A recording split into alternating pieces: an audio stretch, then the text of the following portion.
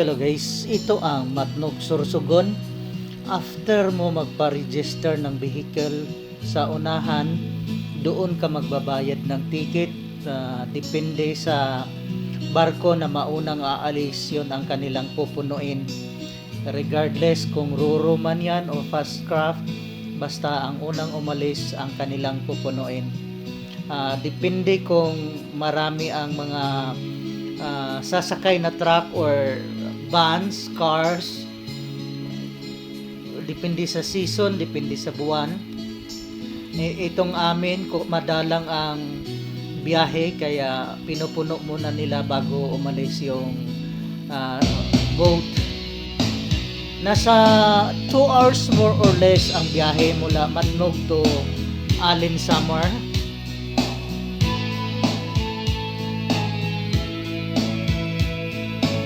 Medyo delay lang sila dahil kung ano yung schedule ng alis, saka pa lang sila load ng mga sasakyan, which is typical for Filipino, not on time most of the time. Hindi na ako magtataka at hindi na ako manibago. Anyway, yan yung papuntang Erosin. Naging pang-anim ko na atang biyahe ito sa Matnog Baylan. Yung una, van, balikan. Pangalawa, motor, balikan din. Itong pangatlong biyahe, balikan naman. So, that's it guys sa Matnog Sorsogon. Yan ang biyahe papuntang Alin Samar. Thank you for watching and please subscribe to my channel. Hope to see you on my next video guys.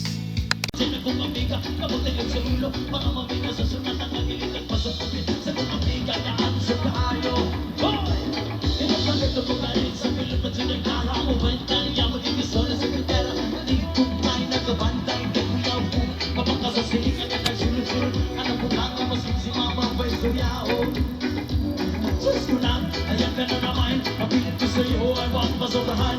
Umamit na ng tama lang kaya sa isipan ng huwag galigin mo ka na sa for the last one.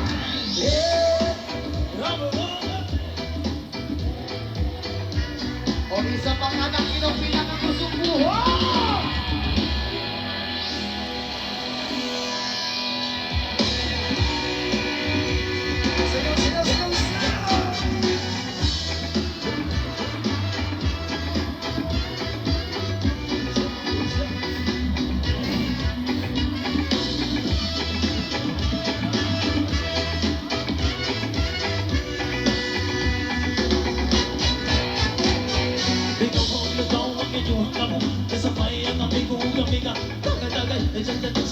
Sa puno sa paglihok ko sa lighter, kaya ako na kanamor.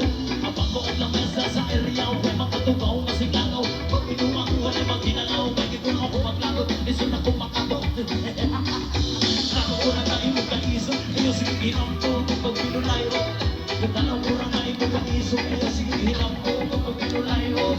Katanaw ko na na imong kaiso, ayaw sige hinam ko kapag pinulay ko. Katanaw ko na na imong kaiso, ayaw sige hinam ko.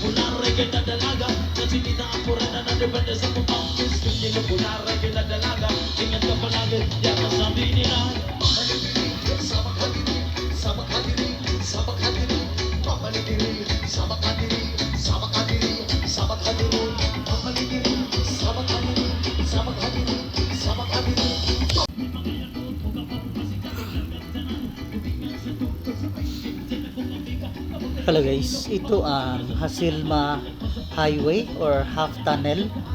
Madadaanan ito galing Baguio papuntang Atok Benguet. Mayaman ito sa history. Nakakalusot naman ang bus dyan. Tumigil lang kami dyan magpa-picture. May view deck dyan sa unahan. Isik Atok. Maraming nagpa-picture at nagpa-selfie dyan. Ano lang naman, side trip lang siya, tigil lang para pa-picture at video-video. Sa unahan nito ang Northern Blossom at saka Atok Highest Point. Nadaanan namin ito noon nung galing kami ng Sagada pauwi via Baguio, pero hindi na kami tumigil dahil gabi na at hindi kasama sa itinerary. Shout out pala sa mga followers ko, new followers. Thank you sa pag-follow. I hope you can share this video as well. Thank you for watching guys, and please don't forget to follow for more. See you on my next video.